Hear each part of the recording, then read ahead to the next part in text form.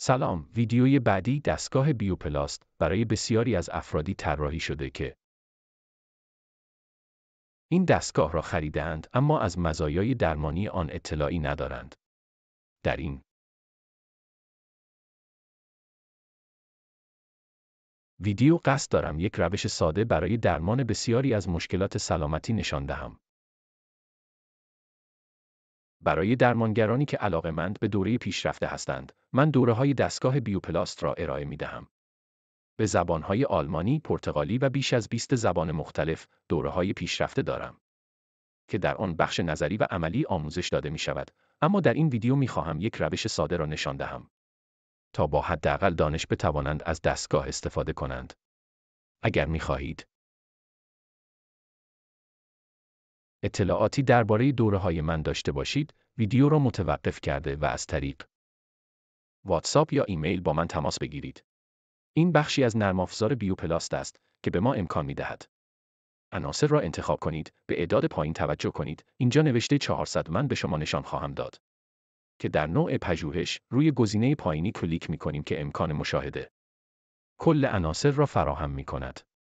اینجا تعداد کل عناصر را داریم. اگر روی چند رسانه‌ای کلیک کنیم، تصویر اندام‌ها ظاهر می‌شود و ما می‌توانیم کلیک کنیم. با کلیک کردن اون را از حالت انتخاب خارج می‌کنیم. به این ترتیب می‌توانیم عناصری را که می‌خواهیم اندازه‌گیری و درمان کنیم انتخاب نماییم.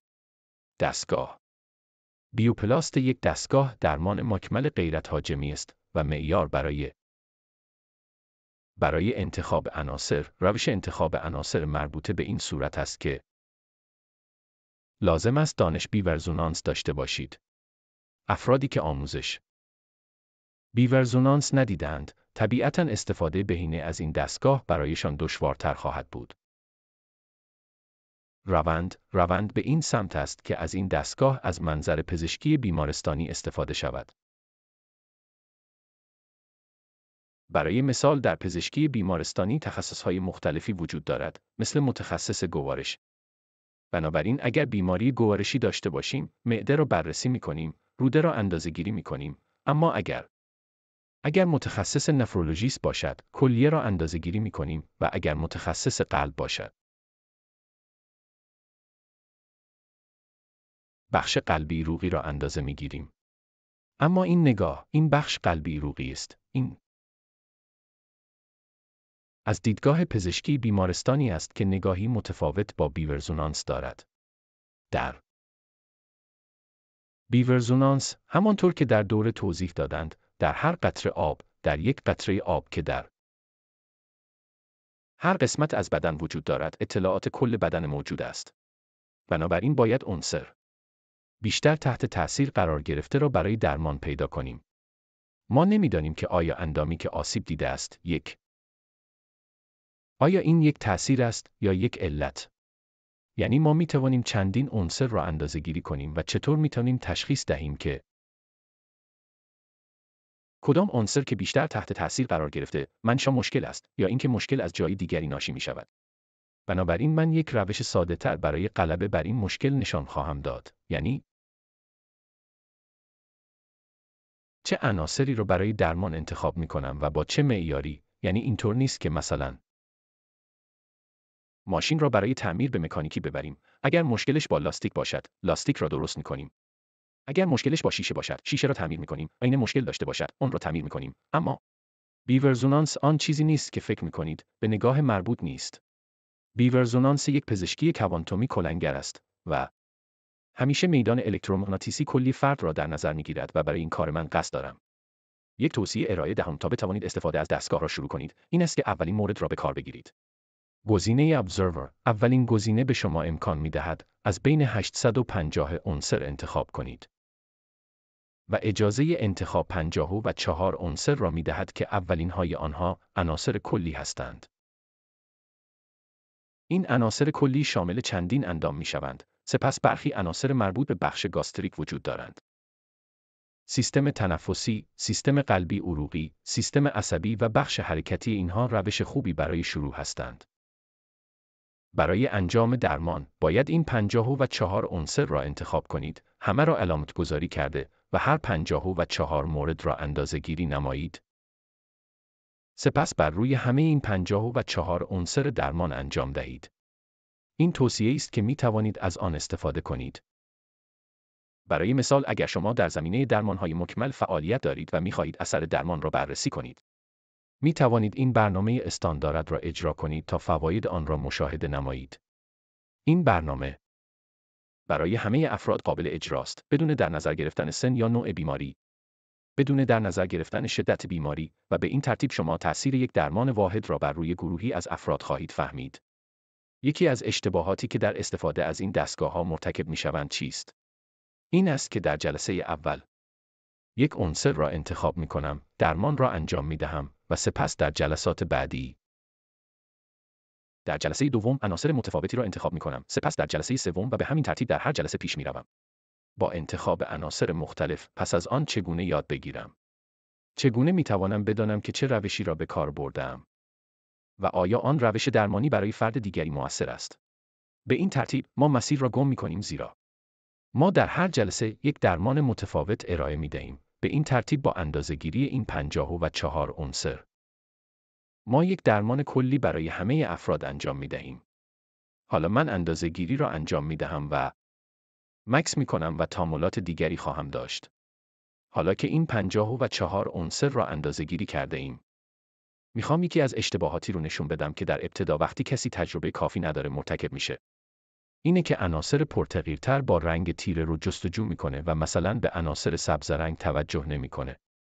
یعنی مثلا همین الان این عنصر رو انتخاب میکنه در حالی که باید به عناصر سبز رنگ هم پرداخته بشه. قرمز را اندازه‌گیری میکنیم و درمان را انجام میدهیم و به همین ترتیب ادامه میدهیم. این عنصر دیگر قرمز است، اندازه میگیریم و درمان انجام میدهیم، اما این عنصر که سبز است را درمان نمیکنیم. این یک منطق است. وقتی که شروع به استفاده از این دستگاه می کنید، اما تاملات، چگونه می فهمیم که این اختلال؟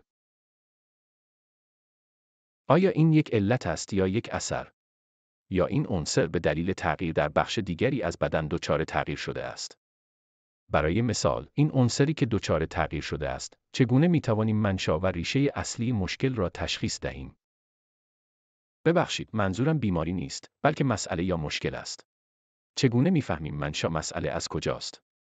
در مورد عدم تعادل الکترومغناطیسی، اگر این هفته روی این عنصر درمان انجام بدیم، هفته بعد به هر عنصری که قرمز شده درمان میرسونیم، اما این روشی هست. برای درک موضوع، مثل این میمونه که الفی که میبینیم رو بکنیم ولی ریشه مشکل رو از بین نبریم. چیزی که میخوام الان آموزش بدم، گمان میکنم نمیتونم با اطمینان بگم ولی فکر میکنم منحصر به فرد هست. چیزی که میخوام توضیح بدم به نظر من چیزی نیست که تو اینترنت پیدا بشه. یا توی هیچ ویدیویی، چون حاصل بیش از 10 سال تجربه شخصی من در آموزش این موضوعه. برای دستگاه‌ها، توصیه به این صورت است که پس از اندازه‌گیری تمام این عناصر، بر روی این لیست کامل درمان انجام دهید. با کلیک بر روی گزینه خود درمانی در اینجا، درمان را بر روی لیست کامل اعمال می‌کنیم. درمان را شروع می‌کنم، سپس مکس خواهم کرد و نکات و بازخوردهای دیگری را نشان خواهم داد.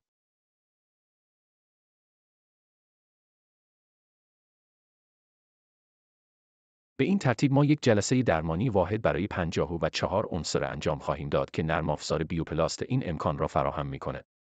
این نرم افزار به ما اجازه می‌دهد درمان را برای 54 عنصر اجرا کرده و روند پیشرفت را ادامه دهیم. این روش درمانی قابل اجرا برای تمامی افراد بدون در نظر گرفتن سن، جنسیت، نوع بیماری یا شدت آن میباشد و شما شاهد نتایج آن خواهید بود. این یک آمار است و اگر این موثر بوده، از شما دعوت می‌کنم تجربه خود را تعریف کرده و نظراتتون را برایم بفرستید. اگر از این توصیه اثر مثبت یا درمانی دریافت کردید، از شما دعوت می‌کنم. و اگر مایلید این تجربه از فواید آن را به اشتراک بگذارید.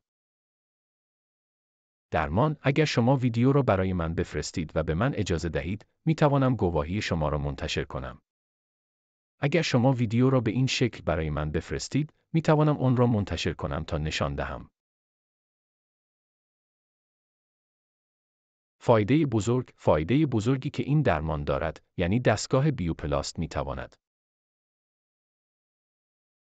می تواند بسیار کمک کننده باشد، اما همچنین بستگی به نحوه اجرای درمان دارد. بنابراین اگر این چیزی که من به شما آموزش می دهم نتیجه و سودی برای شما داشته، اگر مایل باشید، از شما دعوت می کنم که اگر خواستید تجربه خود را به اشتراک بگذارید، میتونید یک ویدیویی واتساپ ثبت کنید و بگید قبل از این درمان وضعیتتان چگونه بود. در مورد جلسه درمانی و احساسشان پس از آن، اثراتی که در طول هفته داشتند و این اطلاعات را برایم ارسال می کنند. از طریق واتساپ یا ایمیل به من اطلاع می دهند که نام و کشور یا بیماری که دارید چیست. آیا تشخیص پزشکی دارید یا خیر و چه فایده‌ای از اجرای این درمان 54 عنصری عایدتان شده است. به تمام عناصر یک درمان اعمال شد. پس از پایان درمان خواهید دید که در فهرست تمام درمانها ظاهر می شود. ما می توانیم فهرستی را پیدا کنیم که برای هر عنصر یک درمان انجام شده است و اینجاست که نوآوری چیزی که الان می خواهم آموزش دهم قرار دارد. من شک دارم که کسی این را هیچ کس آموزشش نداده. معمولاً مثلا اگر این عنصر تغییر کرده باشه من آنالیز فرادرمانی شروع می کنم. این روش متداوله، کاریه که وقتی میخوام تقویت کنم انجام میدم. مثلا اگر بخوام چندین درمان انجام بدم، آنالیز میکنم، فرادرمانی میکنم، شروع میکنم. این آنالیز. ببینید، متاتراپی شروع کنیم و اینطوری میتونیم چندین درمان را انجام بدیم، تقویت کنیم. یک عنصر، این روش استفاده از دستگاه بیوپلاس هست، اما با دستگاه بیوفیلیا این مسئله حل شده، چون یک قابلیت وجود داره که امکان انجام 5 درمان 3 تا 5 تا به این شکل رو فراهم میکنه. برای تقویت یک عنصر به طور میانگین چند جلسه درمانی نیاز داریم؟ بین 4 تا 6 جلسه. به این صورت توصیه می شود توجه کنید، جلسه درمانی اول، دوم، سوم به همین ترتیب پیش می رود. می توانیم برخی عناصر را تقویت کنیم، اما توصیه من چیست؟ توصیه این است که به دنبال پس از درمان 54 عنصر، عناصری که به رنگ سبز هستند را پیدا کرده و 5 درمان روی آنها انجام دهید. برای مثال می توانیم حدود 5 عنصر متعادل را پیدا کنیم تا نواحی سالم را تقویت کنیم. یعنی 5 درمان روی این عنصر انجام می دهیم، سپس می توانیم انتخاب کنیم. عنصر دیگری وجود دارد که در تعادل است، بنابراین 5 جلسه درمان برای آن انجام می دهیم. یعنی گرایش این است که نباید عنصر بیشترین اختلال را درمان کنیم، اما توصیه من این است که برعکس عمل کنیم، یعنی درمان را بر تقویت عنصر متعادل متمرکز کنیم. چرا؟ زیرا اگر ما تمام اطلاعات الکترومغناطیسی یک عنصر سالم را پاک کنیم، این مانند یک فرستنده رادیویی خواهد بود، یعنی مانند آنتنایی که امواج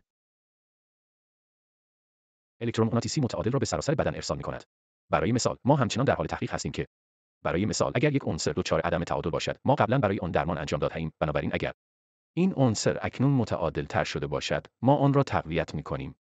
به طور خلاصه، برای 54 عنصر برای هر کدام یک درمان انجام می‌دهیم و پس از آن حدود 5 عنصر از بین آنها انتخاب می‌کنیم. میتونه 5، 6، 7 عنصر باشه، نه بیشتر از 10، حداکثر 10، حدود 5 عنصر خوبه.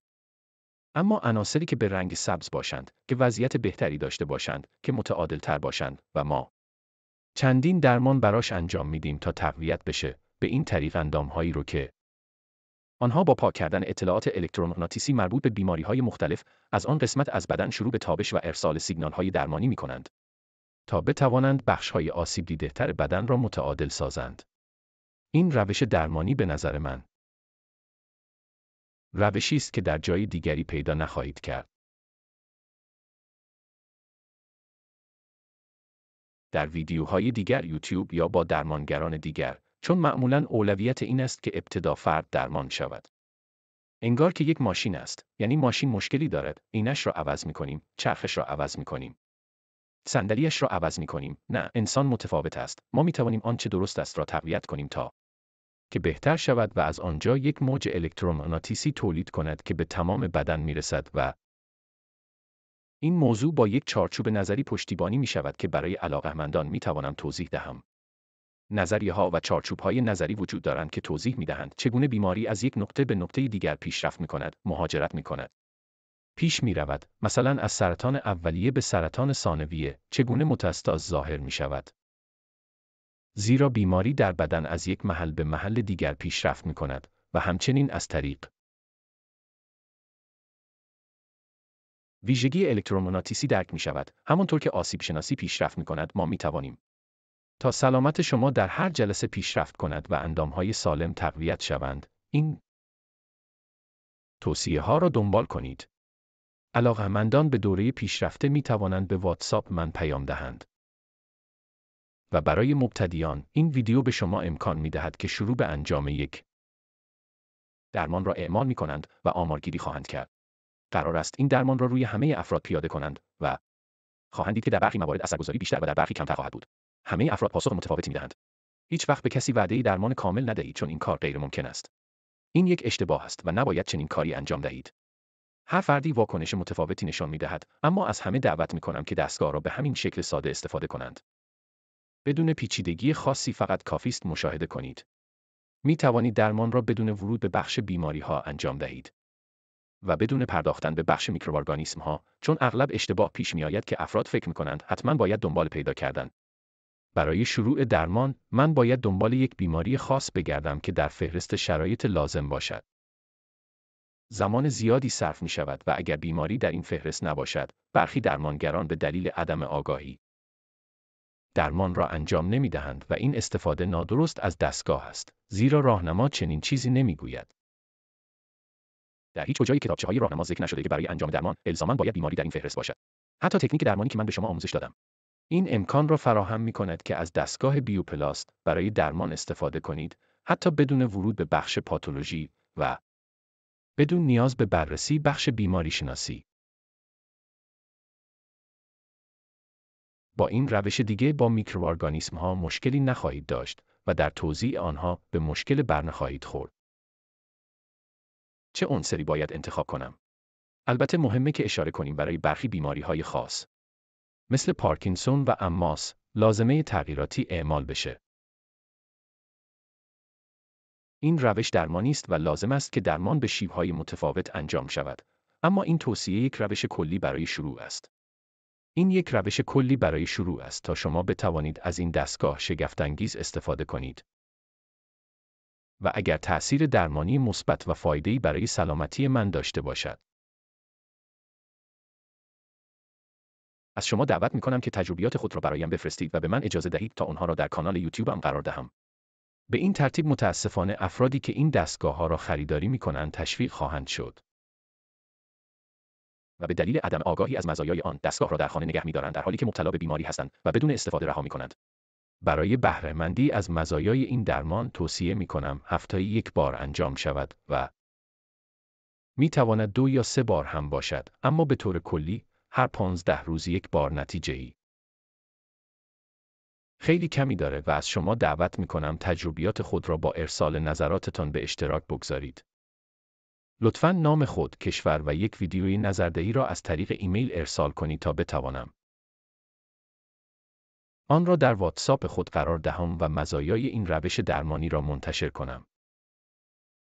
و در پایان این شماره واتساپ و ایمیل من است که می توانید نظرات خود را ارسال کنید. الکترونیکی و از این طریق با انتشار و نمایش اطلاعات به بسیاری از افراد کمک خواهیم کرد تا دچار سردرگمی نشوند. اگر دوره‌های پیشرفته‌ای وجود دارد که در آنها تفاوت‌هایی وجود دارد، باید درمانی مناسب انجام داد. برای یک بیماری تنفسی با درمان درد ناشی از پارکینسون متفاوت است.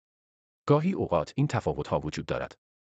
لازم است تغییراتی اعمال بشه تا بشه از تجهیزات به روش‌های مختلفی استفاده کرد، اما برای شروع برای تازه کارها این امکان هم وجود داره که با راهنمایی و هدایت نحوه شروع کار از تجهیزات استفاده کنند. به این ترتیب شما یک روش برای شروع دارین که استفاده از دستگاه بدون پیچیدگی و نیاز به جستجوی بیماری یا میکروارگانیسم. مشاهده منافع واقعی آن در زندگیشان و این گواهی مورد استقبال قرار خواهد گرفت برای توانایی نمایش و گسترش این مزایا. روز خوبی در کشورهایتان داشته باشید. برای همه شما آرزوی بهترین ها را دارم و برایتان درودهای فراوان و در آغوشگیری پرمهر می‌فرستم.